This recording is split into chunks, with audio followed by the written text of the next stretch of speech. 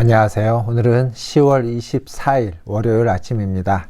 하나님 말씀으로 오늘 하루를 시작하겠습니다. 하나님 말씀은 사무엘하 21장 1절에서 14절까지 말씀입니다. 제가 1절부터 6절까지만 읽도록 하겠습니다.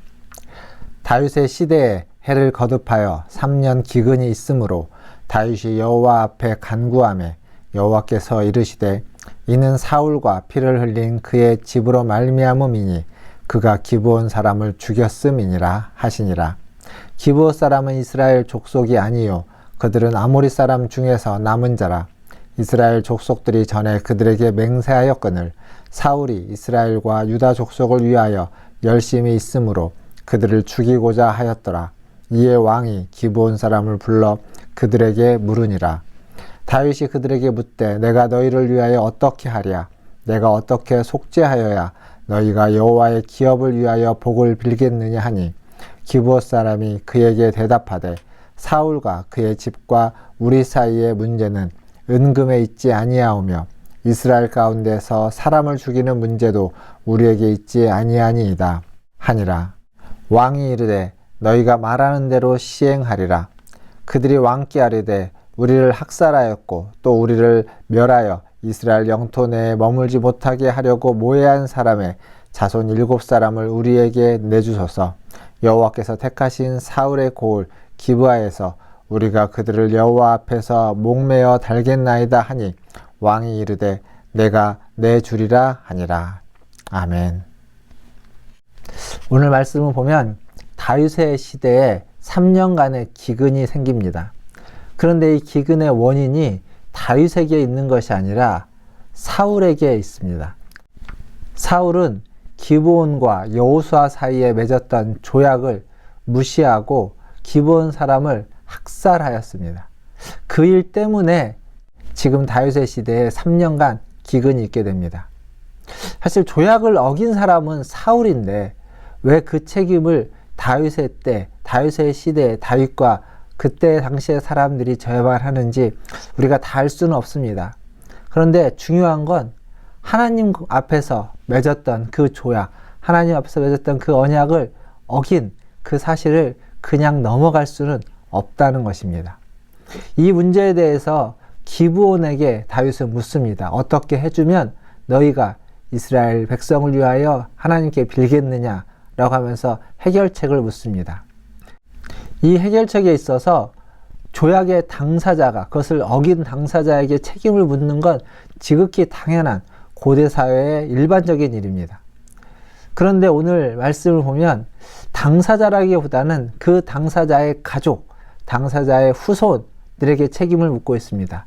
그의 자손 7을 내어달라고 지금 기브온 사람은 요구하고 있습니다. 여기에서 보면 이것이 단순히 조약을 어긴 자들에게 책임을 묻는 수준이라기보다는 기브온 사람들의 피 맺힌 그 원수에 대한 원한에 대한 보복으로 보여집니다. 이로 인해서 다윗은 요나단의 후손을 제외한 사울의 후손 7을 그들에게 내어주게 되고 그들 모두를 기브온은 죽이게 됩니다. 사랑하는 성도 여러분, 여기에서 우리가 알 수 있는 건 학살은 또 다른 학살을 낳게 됩니다. 또한 기브온의 피눈물은 리스바의 피눈물이 되고 맙니다. 그래서 우리는 학살을 우리 대에서 멈춰야만 합니다. 즉 우리 대에서 어떤 조상들의 죄와 앞에서 있었던 경험들의 어떤 그 상처와 아픔을 후대에 물려줘서는 안 되는 것입니다.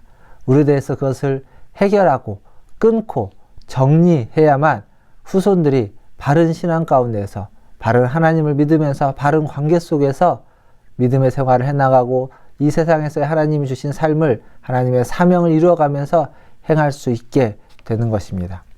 그리고 이어지는 말씀 10절 이후를 보면 리스바는 자신의 아들들의 시체를 공중의 새로부터 들짐승으로부터 지켜냅니다. 그리고 다윗은 사울과 요나단의 뼈를 가져다가 이 7 아들과 함께 가족의 묘실에 안치하게 됩니다. 이 일이 끝나자 비로소 기근이 끝나고 비가 내립니다.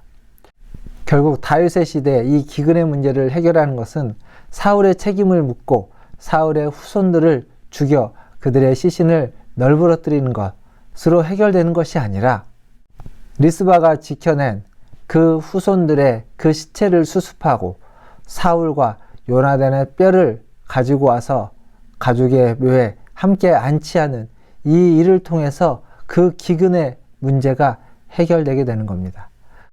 즉 그들의 시체들을 제대로 안치하는 인자하심을 보일 때 비로소 기근은 끝나게 되는 겁니다.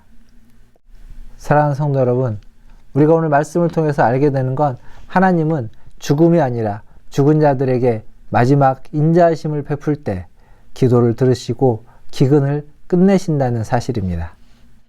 우리의 인생도 마찬가지입니다.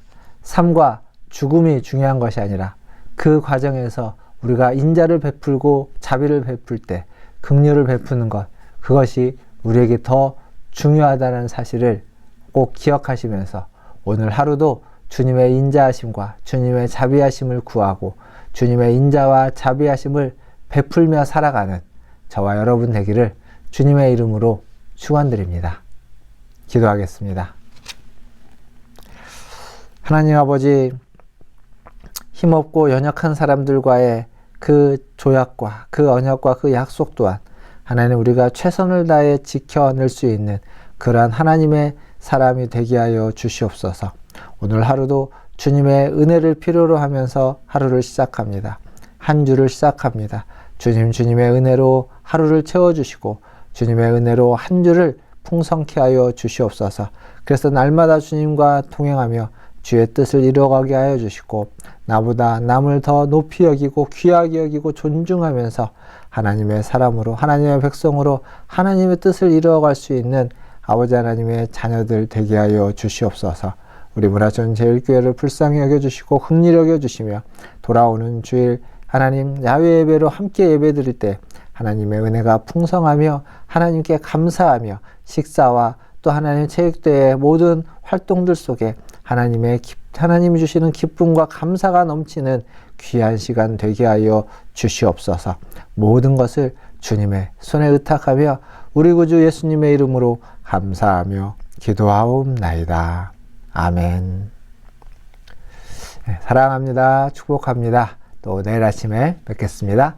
샬롬.